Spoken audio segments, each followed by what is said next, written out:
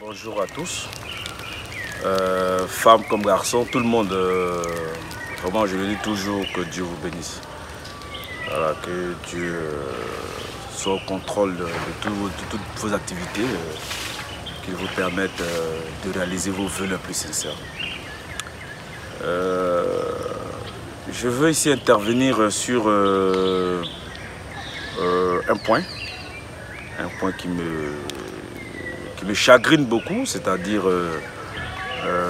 les relations d'hypocrisie entre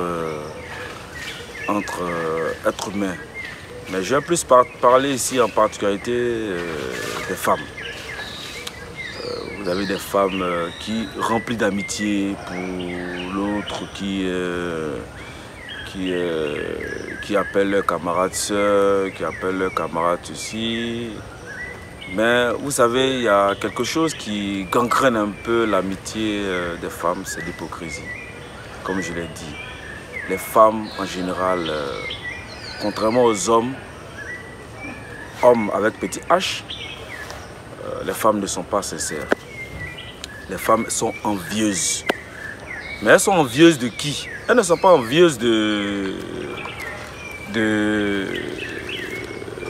gens, elles ne sont pas envieuses de Paul, elles ne sont pas envieuses de je ne sais pas qui, mais elles sont envieuses de peut-être Fanta, elles sont envieuses de Sally, elles sont envieuses de Marie-Laure. C'est pour dire quoi? Que les femmes sont vraiment envieuses entre elles-mêmes. Et cette envie-là crée ce qu'on appelle l'hypocrisie, la méchanceté, la jalousie. Il y a des femmes qui fréquentent leurs camarades juste dans le but de créer la discorde dans leur foyer. Elles sont jalouses de l'harmonie de leurs camarades. Simplement, elles sont jalouses de la réussite de leurs camarades.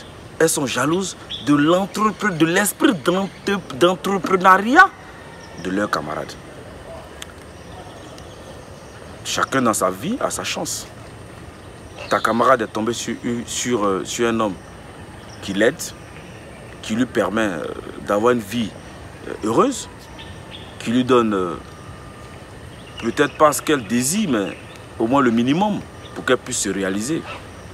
Et la pauvre femme se réalise. Mais toi qui es sa camarade, tu es aigri parce que la dame a eu des fonds, elle a réalisé quelque chose, et elle est arrivée. Elle n'a pas qu'elle a atteint ses objectifs, mais elle est sur la route d'atteinte à ces objectifs-là. Mais toi, qui es sa soeur, au lieu de l'encourager, qu'est-ce que tu fais? Tu es toujours en train de dénigrer l'homme, tu es toujours en train de dénigrer ce qu'elle fait, tu es toujours en train de proférer des paroles qui découragent ta camarade. Tu es toujours en train de venir lui raconter, voilà, j'ai vu ton mari ici, voilà, ton mari il est comme ça, voilà, ton mari il est ci, voilà, ton copain là il t'aime pas, voilà, ton copain là il est comme ci, voilà ton copain. Jusqu'à ce que vous vous séparez. Et quand vous vous séparez, c'est celle-même là, elle là, qui venait de dénigrer ton mari là, c'est elle qui devient sa femme à ta place. Parce qu'elle aussi, elle rêve d'avoir les mêmes avantages que toi. Ça encore c'est bon. Mais il y a certaines même encore. Elle-même elle cherche à te tuer.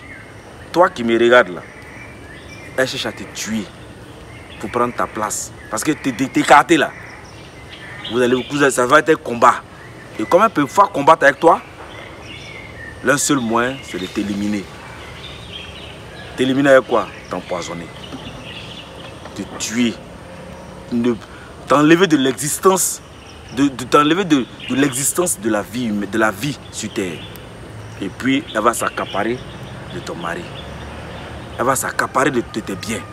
Elle va s'accaparer de tes enfants pour les envoyer à la débauche. Donc vraiment, sœur, si tu m'écoutes, camarade, si tu m'écoutes, je vous demande d'être sincère dans vos rapports entre vos camarades. Ne détruisez pas la vie de votre camarade au détriment de la tienne. Il y a un proverbe qui dit, la réussite là, c'est pas monter sur les autres pour atteindre tes objectifs. Il ne faut pas détruire quelqu'un d'autre pour atteindre pas tes objectifs. Et ça, c'est des comportements qui sont légion dans le monde. La méchanceté des femmes entre elles. Donc mesdames, je vous conseille, si vous êtes à votre place, on le dit dans la Bible, mieux vaut être seul que d'être mal accompagné. La camaraderie là, c'est pas forcé. La camaraderie là, c'est pas forcé. Si j'ai ma voiture, c'est Dieu qui m'a donné, c'est mon mari qui m'a donné.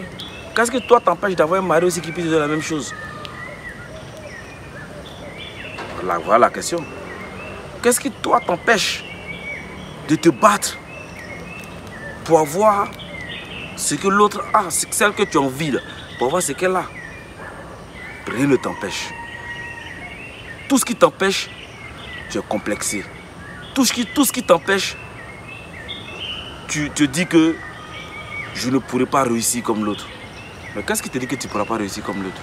Dieu ou toi-même? Donc si tu peux changer, je te dis que tu peux arriver. Je te dis que tu peux réussir. Mais sois sincère dans ce que tu fais. Et Dieu même va t'accompagner. Donc ma soeur, si tu m'as écouté, vraiment, je suis l'homme.